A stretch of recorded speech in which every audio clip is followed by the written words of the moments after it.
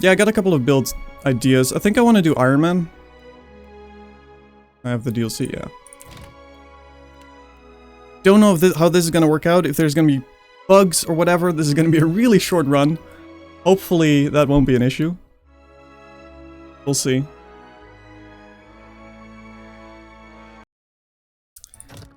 Okay. I don't think we'll do expert mode, because I never really liked expert mode in the first game. Turns off a lot of UI elements. Especially for the first run, it's not ideal. Not that Ironman is ideal, but we're a bit of a masochist, to be fair. Level scaling, I don't think we're gonna bother with this. We might need to over-level some of the main story stuff if we want to survive it with Ironman mode. I don't know. I have no idea how tough this game is gonna be. I have only played the beta, so I've only messed around with builds there, which you start at level 6 in some offside island, completely unrelated to this. Let's go. Everything's voiced now, so this should be good. Remember that con doesn't scale like in the first game anymore. It's counterintuitive, but it might be a good idea to not invest into it. Yeah, I know. Might also got nerfed, I think, since the beta. Might was crazy good in the beta, but I think they nerfed it for launch. I saw some images. Probably gonna get a cinematic first, huh? Aora, a world where mortals live, die, and are reborn through the turning of the wheel. The cycle of reincarnation watched over by the gods, and made possible through pillars of a mystical substance known as Audra. 5 years ago, you traveled from your home to the Deerwood, a nation that had waged war against the incarnated god of light, Aethys. Is this Laura Bailey? In his destruction. The country suffered from a plague of hollowborn, infants born without souls, that many believed was punishment for killing a god.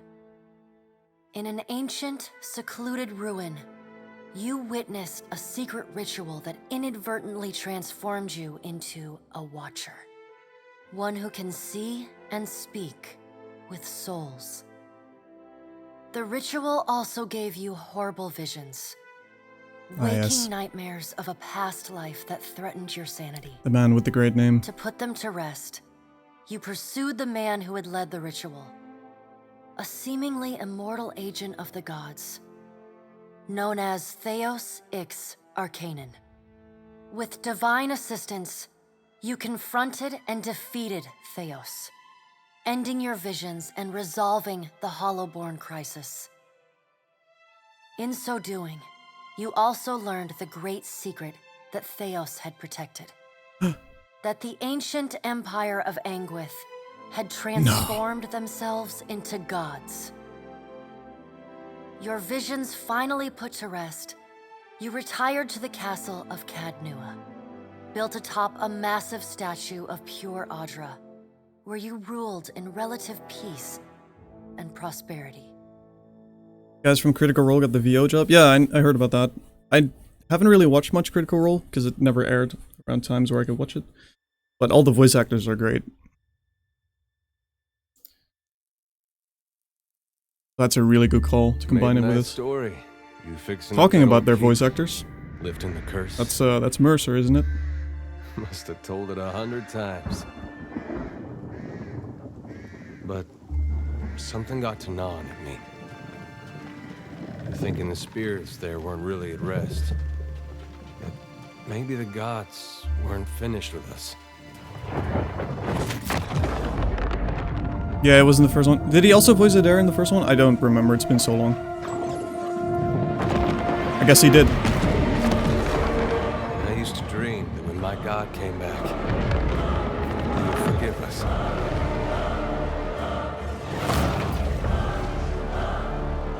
Last the trouble with dreams. Sooner or later, we all have to wake up. It's funny how the god of light and rebirth is such a bastard. I suppose all the gods are in this. It's like Norse mythology. All gods are bastards. I like it.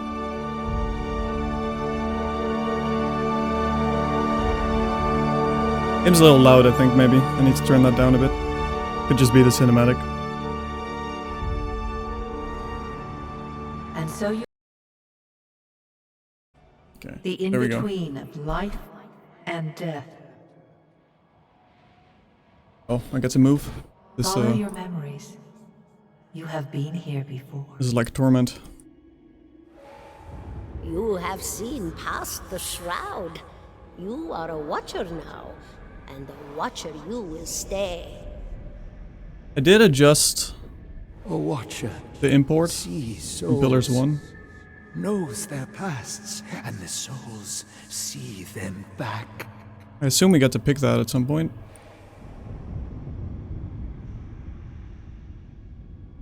A dubious honor, inheriting a fortress both broken and cursed. It is a torment because it takes quite a while. Fair. Yeah, this is really annoying on multiple repeats. What is a god?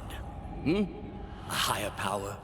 A rewarder of good deeds and punisher of the wicked? It's a nice reminder of what happened in Pillars 1, though. Let's hope we survive the Gods aren't playthrough. real, but something else entirely. Otherwise, we might be seeing this a lot. Created by people.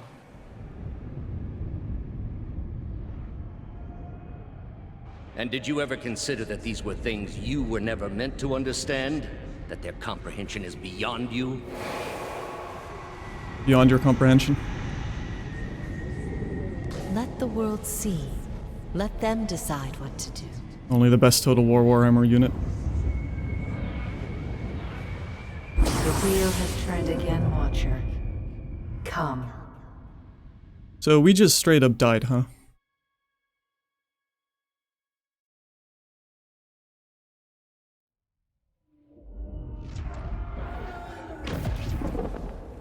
An aged dwarf shares this strange floating platform with you. His face is creased by so many wrinkles that his features lie buried amid shadowy pockets of skin. Still, the dwarf's well-practiced habits have left telltale tracks of a welcoming rictus across his visage. A welcoming rictus. That means a grin, right? Seems like an overly obtuse word to use to describe a grin. You can see his smile coming before it blooms, reshaping the dwarf's face from a hanging sack of flesh into something resembling an oddly carved, merry gourd, replete with unhealthy bumps and discolored splotches. So this guy... Skane's the god of... That's like doesn't he normally look like this? God of Torment. But surely that's not who we're talking to here. Sit. Please.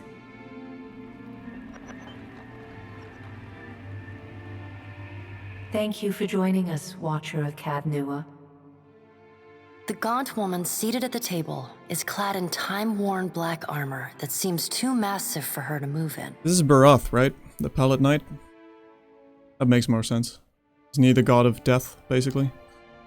They have overlapping roles. Eothas is the god of, if my memory serves, he's the god of rebirth and light. But I guess rebirth is different than reincarnation. Maybe. A pale, slender neck rises from the gorget, topped by a hollow face. The milky skin stretched across it is delicate and translucent, like parchment that has been scraped clean too many times. She is preoccupied with the arrangement of cards on the table between you. With each movement, her armor squeaks and groans as though bearing an incredible weight. She places a final card, gives a nod of satisfaction, and raises her eyes to meet yours. Your brush with the divine has drained you of your powers. Here we go. Fractured your memories. Look upon these cards. They represent the courses of your life. You alone know best how they flowed. Arrange them to fit what you remember. Okay, so I didn't make a Pillars of Eternity 1 save. And I just adjusted it to the best of my memory, what I picked. Which is basically, the sort of selfish playthrough of picking Gallowayne, which sends all the souls from Pillars 1 of all the Hollowborn back to the Darewood to buff everyone, essentially. And some party things, of course. Let's see what the default ones are, though. Benevolent Soul. Return the lost Hollowborn souls to the Deerwood children. You pledge to Hylia, which is the... yeah, the bird. You are kind and merciful to people you encountered, sympathetic to the plan, and charitable to those who needed help. Fair and balanced. Summon to the wheel, Barath. If we pick this, I guess this guy's gonna like us more. Survival of the fittest. So this is more or less what I did, I think. Strengthen the Deerwood. Yeah, that's what I customized it to. Anyway.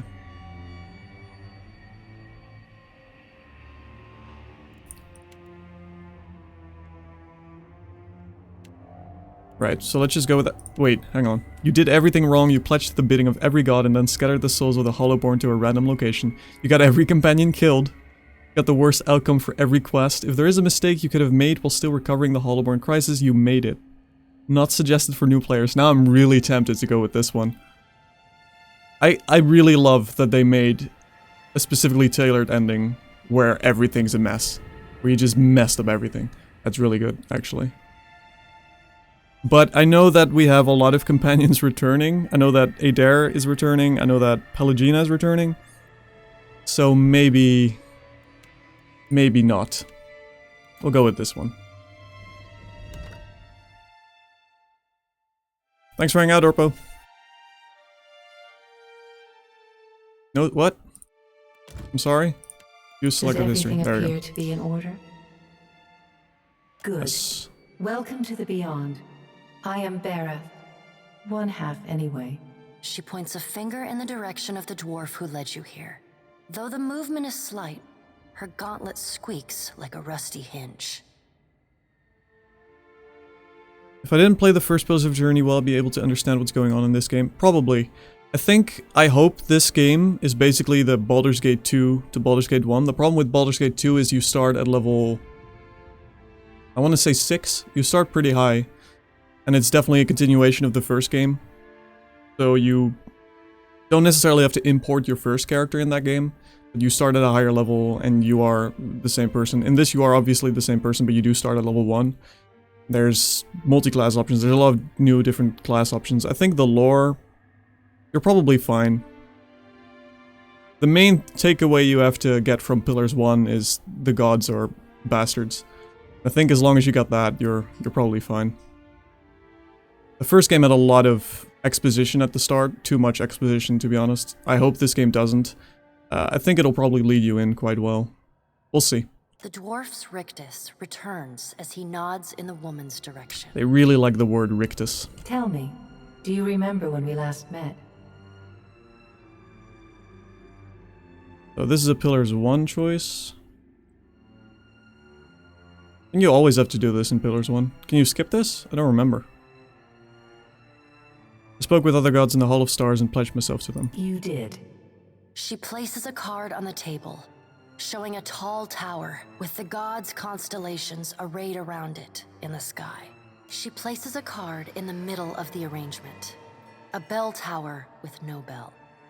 Her fingertips slowly drag away from the card, faintly creaking as they retreat across the table. You had need of the gods once before. Now it seems we have need of you. Did I really need you though? Did I really? The being that occupied Odnua's statue beneath your castle was the dead god, Eothas. Of this we are certain. What we do not know is what his intentions are. Also, if you are just jumping into Pillars of Eternity, they have a really clever system, which is incorporated from Tyranny, the Obsidian's other RPG, where you can hover, like here, you can hover over Eothas and it'll give you a quick rundown of who he is. It won't go into the subtleties, it won't say Eothas is a dick, but that is the main takeaway. Of course, you know, Old Nua here, for instance, it'll also explain that. Oh, here it actually talks about who the person was. Old Nua is the castle you have in Pillars of Eternity 1, but I didn't even know it was named after Tyrant. Makes sense. The messed up place. Kate Nua, right? Though Eothas stole a large fragment of your soul, you were strong enough to survive the onslaught and enter the in-between. Right, so in between is the soul world. That's not this. That's where we basically talk to spirits. I assume we'll be doing that a lot in this game. In the first game, you had to talk to spirits every 5 minutes, essentially. Which, I know a lot of people didn't like the Kickstarter implementation they had, where you had a lot of Kickstarter written characters, which were all spirits. Luckily, I knew that they were Kickstarter, so I just ignored them all, because if you go through all of that, boy, it's not a good time. You and he are still connected. He has chosen a body made of living Audra, perfused with the power of thousands of souls, including yours. It should be little difficulty for an experienced watcher to find him. I love this first option. This is the low intellect option. Am I dead? I mean, take a clue. Why don't you just do it yourself? Taking a physical form in Aora is fraught with peril. Most mortal minds and bodies are incapable of containing divine power. It can lead to problems, as Aethys learned not long ago. Her armored hand gingerly places a card sideways on the table. It features a man with a burst of light instead of a head.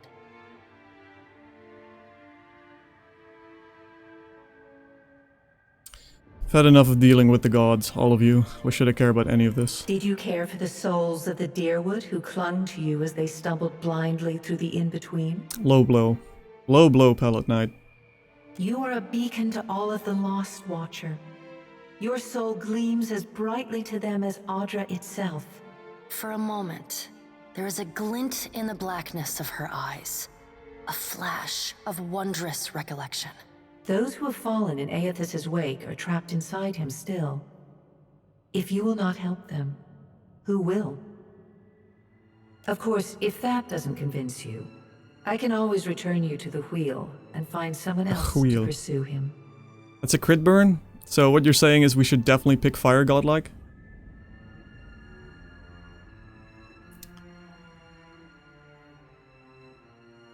If you decline, it's going to end the game, isn't it? I don't want to go through the intro again. As much as I'm curious to see what happens, I don't want to go through the intro again. So we'll get on with it. Good. Before you return to Aora as my herald, you must remember who you were, the last whisper of life in death. For a moment, the sockets of her eyes darken, leaving the pits of a death's head gazing out at you. When you can picture your own face, the Beyond will lead you back to your own kind, to the world of mortals. I like that. Here we go. Okay. So, I came prepared with a few build ideas, otherwise this would take 5 hours easily. Me and character creations, it's not a quick experience.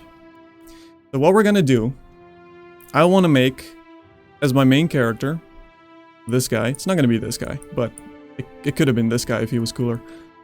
A tank, which I mainly want to do because that means any companion is basically gonna work. This is an Ironman mode run, so I don't want to mess around too much and tempt fate too much. So I think a tank is going to be really good. That way we can have, you know, a wizard or whatever as our backup. Doesn't matter who we get, all of them can fit. And we don't have to wait for a tank to appear. I assume we'll probably start with a dare, so I think it's probably not an issue. But nevertheless, I want to make a tank. But one of my main concerns with Pillar's gameplay, it's the same with Tyranny, is that heavy armor always impacts a really big action speed penalty. So what we're gonna do is we're gonna make a very quick tank, because I don't like sitting around for 6-7 seconds not doing anything on my main character, which is sort of the easy way of building a tank in this game. So if you're starting out with this game, you're not playing in higher difficulty, you could do it in higher difficulty for sure. Just make a standard tank that doesn't do anything, just have him sit there in heavy armor with as many engagements as possible. But that's not what we're gonna do. So I want to do Godlike, because I think Godlikes are basically the perfect min-max characters, and they're pretty interesting from a story perspective. These models are so much better than Pillars 1. But we'll do Godlike. Now I have an interesting idea with Nature Godlike, but I think we won't do that. I think we'll do either Fire or Moon.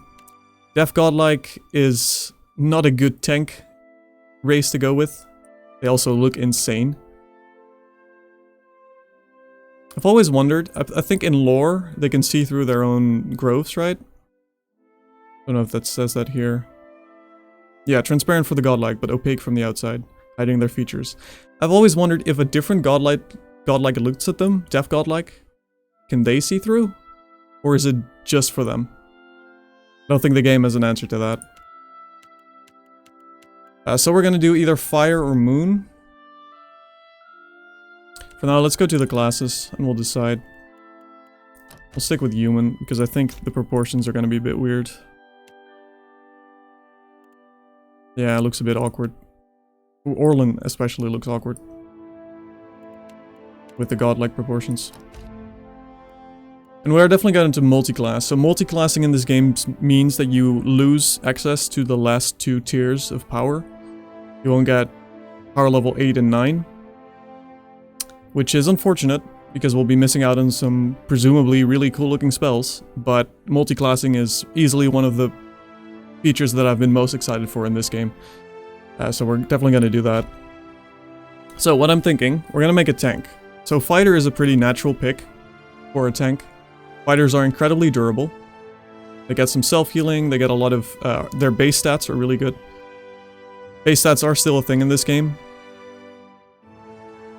And if you multi-class, you get the average, essentially. So if you multi-class a fighter and a wizard, you get worse stats than if you were to do a fighter and a paladin when it comes to... Well, you just get worse stats. We could do a wizard on that note. We could do a wizard fighter. Absolutely works. I've tried it out in the beta. The only problem with that is I think the playstyle is a little tedious because it's mostly around self-buffs. And you can only press the self-buff button so many times before it gets kind of old. Some of them look really cool though. Arcane Veil, for instance. It's only a power level 2 spell, but it looks pretty good. So if you want to do this, wizard, a melee wizard, it can definitely work in this game. In Pillars of Eternity 1, it was really awkward when the game came out. I don't know if they ever fixed that in the later patches. I didn't play, like, beyond patch 3.0 and things. Maybe they fixed it at that point. Well, we're not going to do wizard. I think it's too tedious. I'm thinking we can do one build that I think is really interesting, and we do moon for that, I think. We could also do nature, but that's more damage oriented. Is fighter devoted. So devoted gets increased penetration and critical hit with one chosen weapon. You can only pick one weapon. You can see at the bottom there's weapon proficiencies. Normally you get 2 and you get another one at level, I want to say 3 or 5, one of those. Maybe things changed since the beta, I'm not sure. But because you're a monk, you also have fist switch skill. So what you could do is get equipped 2 weapons and one of them being your fists. And you're proficient in everything. I was thinking of doing that. The only problem is if we go this way, then I think I'd do Shattered Pillar, because they nerfed Might. Hellwalker was really good, although for a tank it's a little touch and go. But they nerfed Might. I think Shattered Pillar is probably better now. These also have dialogue choices, by the way. All these subclasses, which is really interesting. So from a story perspective, you could also pick one of those, of course. But the build with this would basically be picking Swift Strikes, picking Disciplined Barrage. Those are your only 2 abilities until level 7 or 10, I think. The rest is passive, if you go that way, if you want to make it optimal at least. Maybe you can get knocked down. I think that would probably be too boring to show. I tried it out, it's pretty fun, but in the beta you start at level 6, so you don't have to wait forever until you get active abilities. But that way you would build Disciplined Barrage, you go into stances, you pick up... I want to do dual wielding because that offsets the armor. Even though we're a tank, dual wielding, we don't need a shield. Just like Vermintide 2, you don't need a shield. Although in this game, it's actually not bad to get a shield. They moved this? No, it's still the same. This still looks the same. But yeah, Monk has a lot of really good abilities as well. And that way you would basically equip a spear or a hatchet. Either one of those are really good tanking weapons in your offhand, so in your second hand. You basically sort of cheat the system that way because your main hand is a fist and still counts. So you still count as dual wielding in that case. And you have 2 different weapons. So you have 2 different attack types. I think that's a really pretty clever build, I like to say. But probably too boring to show off until we've done a different playthrough. What we could also do is do a, let's see, I think still Devoted, and then go into Rogue, so make a Swashbuckler, which is the best subclass name. Swashbucklers are amazing. And then pick Street Fighter. I really like Street Fighter, actually. Which gives you a crit damage and a, where is it, recovery speed increase as the moment you're flanked or bloodied, which means the moment you're surrounded by more than 2 enemies, or you're on 50% HP or less, you get a lot of buffs. You also get more sneak damage. Sneak attack damage. Sneak attack isn't actually from stealth. Sneak attack requires them to have to be either flanked, to have a body affliction or a mind affliction. Has nothing to do with stealth, even though it's about sneaking. In this case, you wouldn't really use stealth on this character either, because you're a tank, so you want to not actually lose aggro every time. And this has a few interesting things with dual wielding. So Confounding Blind, for instance, this is a full attack, which means that both your weapons will be used during the attack. And this ability adds a stacking deflection. So unless it's been changed since the beta, it would give 2 stacks of the penalty the moment you use it. So there's some synergy there. Similarly, with Devastating Blow, this gets recalculated on your second hit. So your second hit is going to do even more damage than your first hit, so there's some nice synergy there with dual wielding. Otherwise, if you want to make a rogue that's purely damage dealing, you're probably still better off doing two-handed weapons. Two-handed weapons are really good for rogues in this game. You can get backstab. Go into stealth. The moment you go out of stealth, you do 150% extra damage. If you pick assassin, you get assassinate as well, which is even more damage from stealth. This doesn't count on the second hit when you're dual wielding, so two-handed weapons are definitely preferred in that case. But nevertheless, so we could do a swashbuckler. The one thing I really like about swashbuckler, once you get to level, let's see, what is this? 10, I think? Precision distraction. Yeah, that's level 10, right? Power level 4. Level 7. Oh, for single class, yeah. It's level 10 for multi. You distract everyone with your engaging. So your tank essentially makes sure that everyone else takes more damage, which is a incredibly strong passive. Because perception, distracted is, let's see, -5 perception and flanked is -10 deflection and -1 armor, so the short end of it is they take a lot of damage. That's fun. I think that has some pretty good synergy. That could be an interesting build. The third option that I was considering, we could take a note from Bardin. Now we're at it. We could do a Barbarian. I think we're already taking enough notes from Bardin. I think I want to do dual axis to go with the Slayer style. The monk fighter idea is probably too close to Carillion anyway, so that's kind of disgusting, right? Spear combat. Ew. But the other option I was considering was doing fighter and paladin. And that way you have an incredibly tanky character who, the moment you start hitting, you make sure your party can't get charmed, confused, or dominated. This is a really good passive. You get some really strong auras. Flames of Devotion actually has some interesting synergy with dual wielding, depending on who you pick as your subclass. So I think I'd want to do Kind Wayfarers, which does have some story implications. We could just ignore it entirely and just be a Cruel Bastard if we want, even though we don't have the Cruel Bastard order. It's just we lose a bit of defense. It's not a big deal. But Flames of Devotion, once you have Kind Wayfarers, heals for every time you hit. With dual wielding, you hit twice, so this becomes 28 healing, which also scales with might, so a lot of self-healing and party healing because it's an AoE.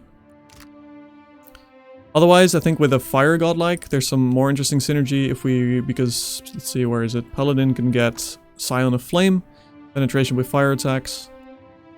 You of course get fire on Flames of Devotion. You can get Brand Enemy. So there's a lot of potential fire damage if you want to go Paladin. And then later on in higher levels you get some situational support abilities that probably are good. I haven't had the time to test these out in the beta. These are all new, past level 5. So let's see, reinforcing command, things like that are all new. Hastening exhortation. Granting them quick for 30 seconds. Doesn't sound amazing. Although 30 seconds is pretty long. Either way, this is also an option. I've never seen this game. Is it fun / worth a buy? We'll find out soon. Pillars of Eternity is easily one of my favorite CRPGs. It came out in 2015, right? The first one. Which, together with Witcher 3, meant that it was a really good year for CRPGs. Or RPGs in general, I should say. Thank you, Stunman, for the Twitch Prime sub. Welcome, welcome. I'll get you some emotes soon. Currently getting them commissioned. Really depends on whether or not you like CRPG games. Yeah, I would. What I've seen so far of this game, it's just a straight up upgrade from the first game, and the first game was amazing. So if you like CRPGs, definitely stick around and get the game if you like what you see. So, chat, I'm gonna leave this partially up to you. Would you rather see a paladin or a rogue? Would you rather see a crusader or a swashbuckler? Let's go that way. With rogue, with swashbuckler, we would do, I think, moon godlike. So this, and then street fighter. And with crusader, we would do fire godlike. And then pick, I think, kind wayfarers. I know what an RPG is, but what is CRPG? Well, the terminology is absolutely pointless. CRPG just stands for computer RPG, which, you know, in this day and age, almost all RPGs are, so it's a very useful description. But it's the same with action games, right? Action RPG, what does that mean nowadays? You have Diablo as an action game. But, yeah. Anyway, CRPG, I mean, you'll see some gameplay in a moment. They're very specific. If you know the old school Baldur's Gate games, if you know Icewind Dale, Fallout, those kind of games. The first ones, not Fallout 3, but the first ones. Those are all CRPGs. They're a bit more, I think, fair to say, hardcore RPGs than most of the RPGs out there.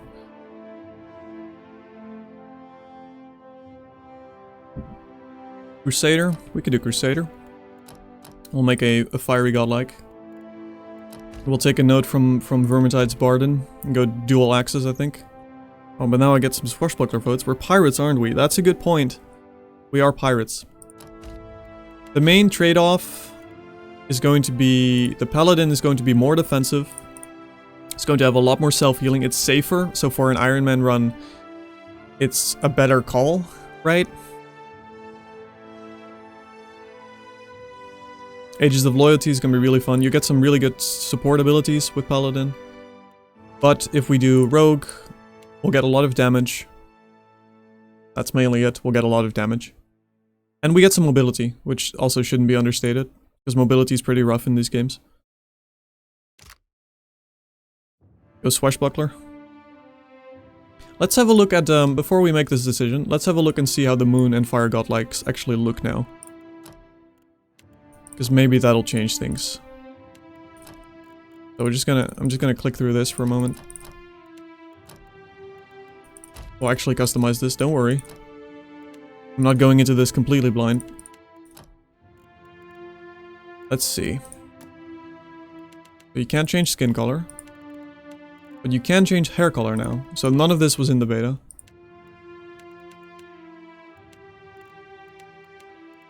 We could do full white to go full animu. You can change hair now, that's nice, and 2 head options. Plus, benefit, you get to look like you're part of the Blue Man group. So that's good. Okay, they definitely improved this. Let's have a look at Fire Godlike.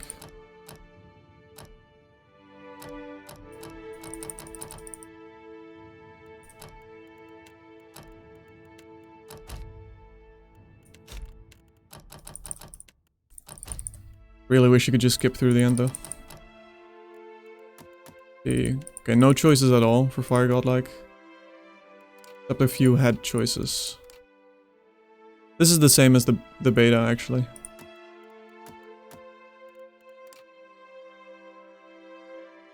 Okay, so Fire Godlike Crusader or Moon Godlike Swashbuckler.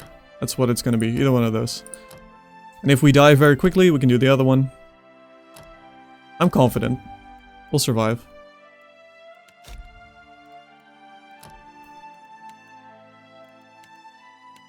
Moon. I mean, Blue Man Group is pretty good.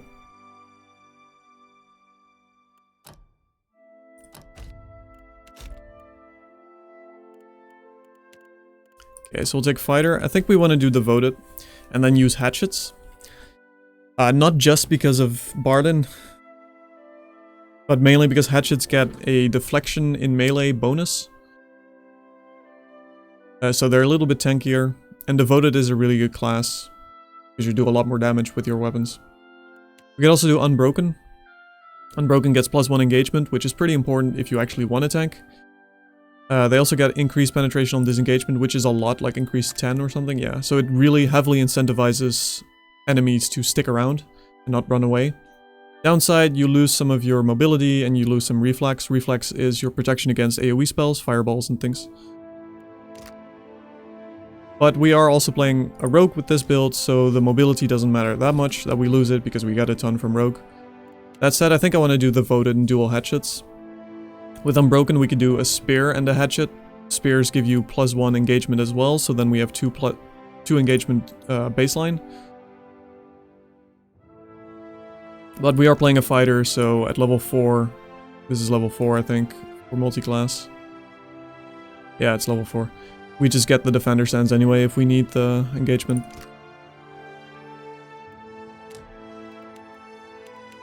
So I think we'll do Devoted then. Get Discipline Barrage because that one is amazing. We'll get Rogue, Swashbuckler. Play the Pirate Life. And we'll do Street Fighter. The other two aren't good for tanks, basically. And we'll get, I think we get Escape, I want to say. I think we skip Crippling Strike entirely. This doesn't really do much if you're dual wielding. I mean, it's not bad, but it's not, there's no inherent synergy. I don't think this stacks. I could be wrong on that. But it's only when they move anyway. So we'll skip this one. We'll go Street Fighter then. With Escape. Now stats.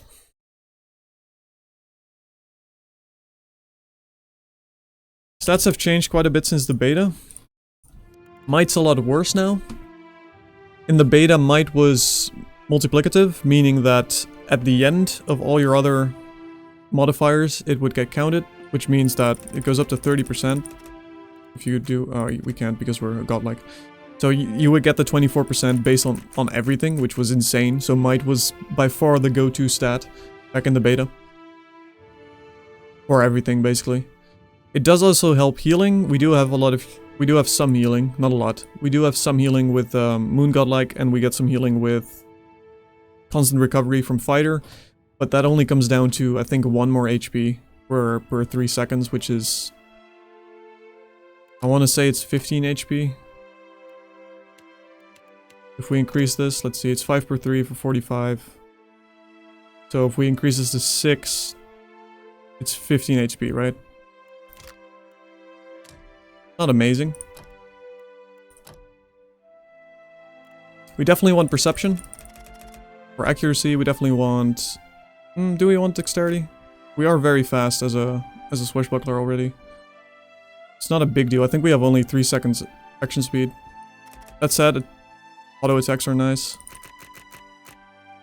Resolve is a pretty bad stat, because it gives very little. The difference between 3 and 10 is about, from what I tried in the beta, it's about 15%. 15% chance that instead of getting hit, it'll be a graze. So it's not amazing. But now that Might's been nerfed, I think we might as well just keep this at 10.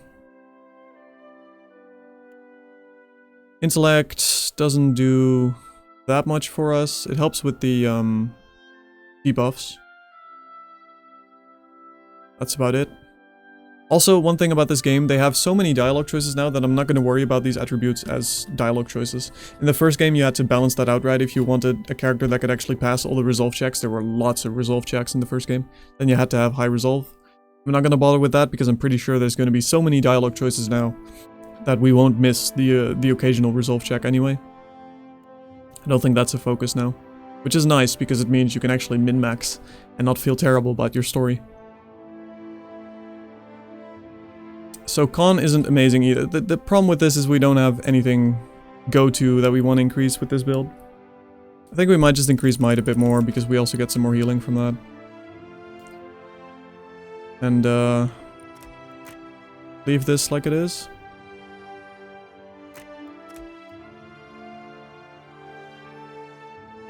I never feel good about it if I don't get a dump stat. I always get a dump stat in these games. And Resolve was such a good dump stat. To get max might and get max dexterity. We could still do that. I don't think we need it though. Because we're gonna be... We'll have really high action speed with this build. To the point where it's probably overkill to get more dex.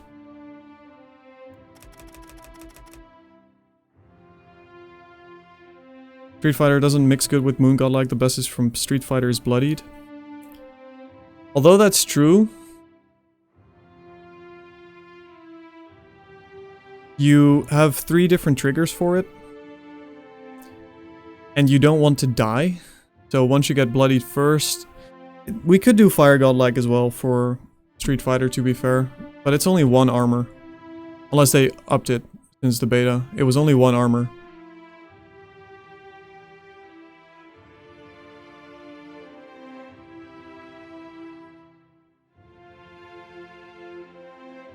So yeah, you want to be bloodied, which means you want to be at 50% HP for the benefits, but you're going to be at 50% HP or less. Trust me on that. We're playing on Path of the Damned. You'll take a lot of damage. Rogue doesn't get any defensive otherwise. Barbarian Street Fighter? No, that's... I mean, then you're building a straight up damage dealer, basically.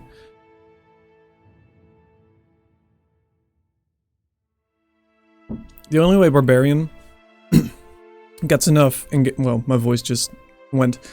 The only way Barbarian gets enough engagement slots is if you get the shout.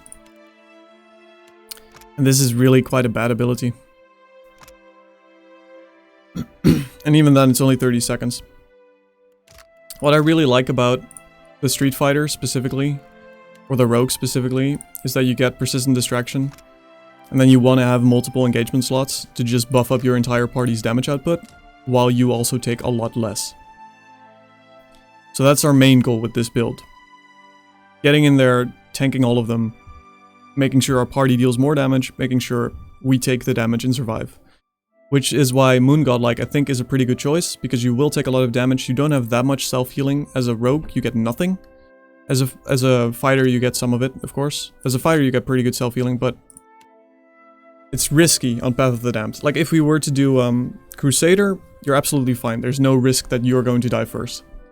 But with Rogue, there's no defensives in here that you want to get. But I don't know, we could do Fire Godlike too, if you'd rather see that. I'm fine with both for this build, to be honest. I think just Fire Godlike is more interesting if we do Crusader. What's with Cleric? Cleric is Fighter and Priest. Which doesn't work as a tank.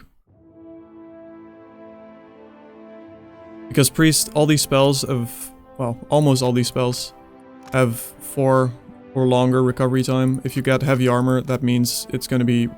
If it's 4 seconds, I think it's going to be, what, 55% more? 6.2 recovery time? Which is insane. Rogue is tricky. I have Idara as a rogue and he kept getting owned until I got myself a paladin with lay on hands. Yeah. Rogue as a damage dealer, you want to micromanage like crazy. I think it's just a better plan. We were so close. I'm sorry. I'm sorry.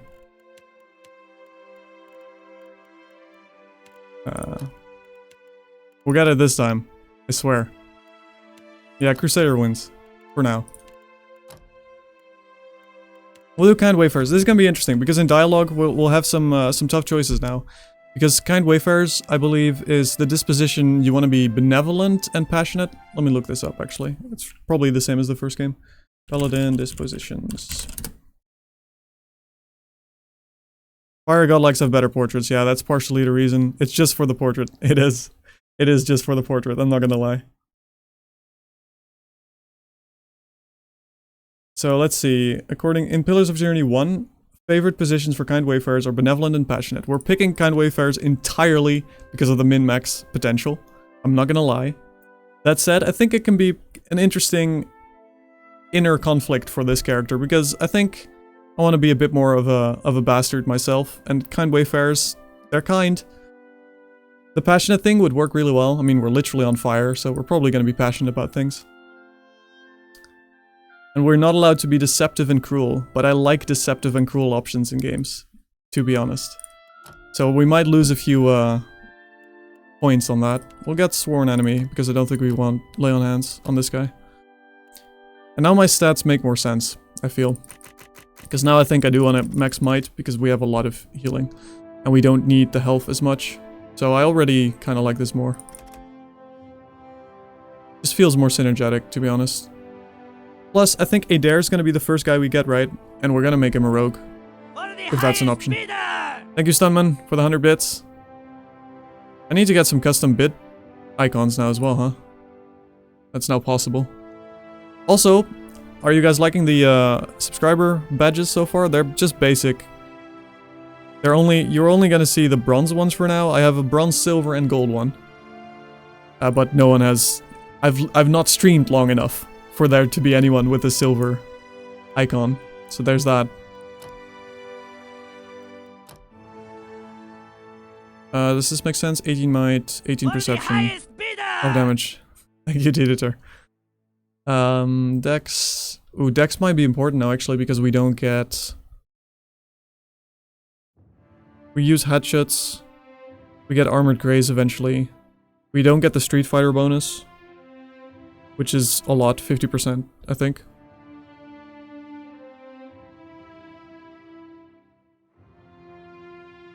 I'll move these con points into Dex. That makes more sense, I think. You know what? Let's just dump... There we go, finally a dump stat. Feels good to have a dump stat. Even though, look at this recommended. Let's defy the game. I'll make my own recommendations. Thank you very much, game.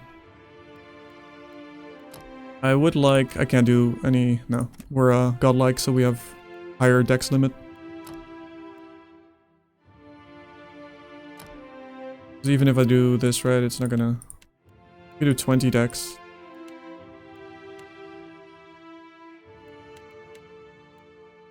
Okay, we'll do this. And then we'll be a mercenary. And then we'll get hatchets. Poleaxes now work, I think, right? They didn't work in the beta. I really wanted to try poleaxes. But they just didn't exist. They have crush and slash. That's it. No other special... They get an engagement slot on their modal. Okay. I was hoping poleaxes would have all damage types because it literally says that. You know, it has a crushing part, a slashing part, and a stabbing part. So it's unfortunate they didn't do full of them. Oh well, we'll do hatchets. Be our inner slayer. Take this beautiful portrait. That's not at all why I rerolled. This is a new one, actually. And primary...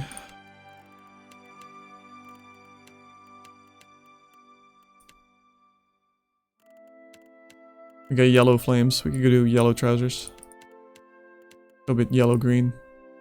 How about that?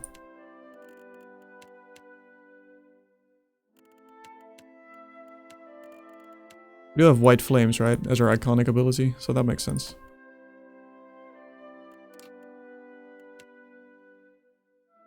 What do you imagine, Kings? How could you not imagine tall and handsome? I'm Dutch. That's what you get. Tall and handsome. There's no other option. I'm surprised you didn't play Dwarf this time. Well, Godlikes are amazing. And Godlikes are the min-max race in this game. If you're not playing a Godlike and you like to min-max, you're missing out. Although, there might be really good helmets in this game now. There weren't really in Pillars 1, last I played. You can't wear a helmet as a Godlike because you have these interesting protrusions. I think we'll go with this one because he has the fiery beard. And that makes more sense. Portrait, we'll see this, we'll hardly ever see this guy from this angle anyway. Alright, voices. So got all the Vox Machina ones. For Strongjaw! Shall we begin? Yeah, okay. I'm right beside you. Another for the Queen. So you can now actually make a whole Vox Machina party if you get mercenaries. That's pretty cool. Death to our enemies! I'll go on ahead. Just say the word. Quickly and quietly.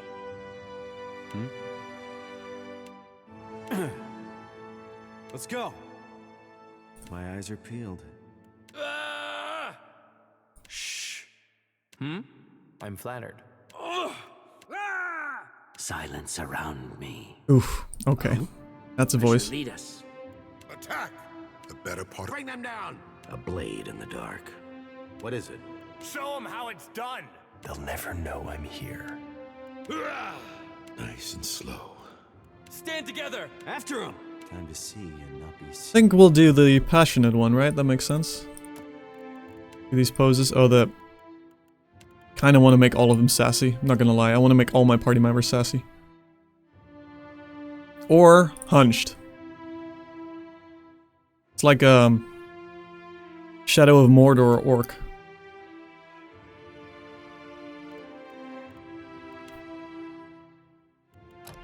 The second scenario in Frostpunk is way harder. Well, I mean, it's meant to be the upgrade, right? So that makes sense. So he's heavily inspired by Bardin. He has a beautiful... Let's see. There we go. I'll take it. Wait, maybe... It's a bit too on the nose, I think.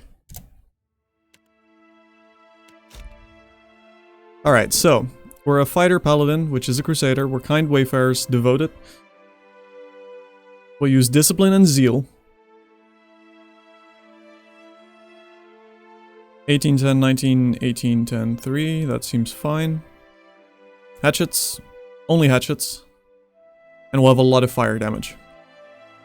Skills-wise, we want to get athletics because we're the main tank. And athletics is a big combat heal. And we got, let's see, intimidate, streetwise. Okay, I like that. I think I want to focus chat-wise. The most interesting options are probably bluff, intimidate, and streetwise. I don't know how much streetwise is going to come up, but I think I want to do those. Let's actually play the game.